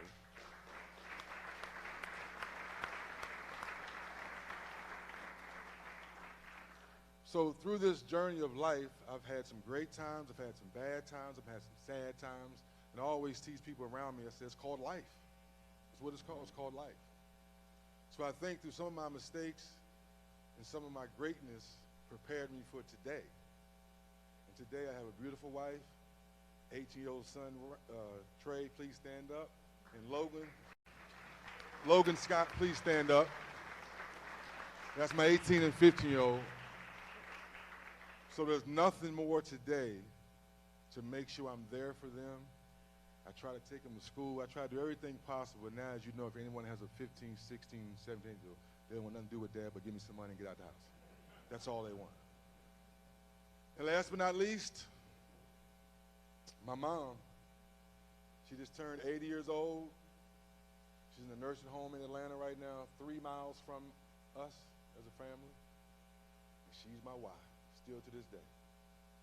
I thank all you guys for coming out. I thank all the familiar faces. I thank you for all the love wishes. And I'm just Dennis Scott from Hagerstown, Maryland, DMV forever.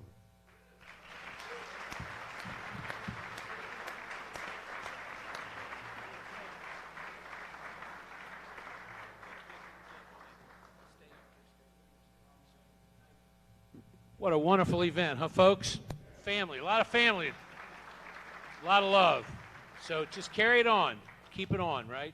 Keep in touch with your friends. Keep in touch with the basketball friends.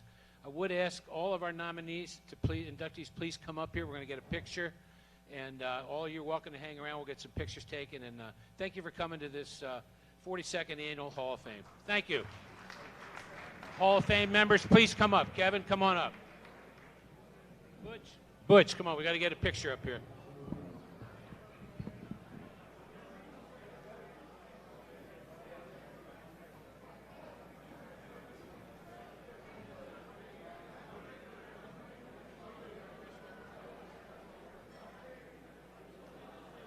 Watch out. He's going to get you on his show. You know he's going to get you on his show, you know?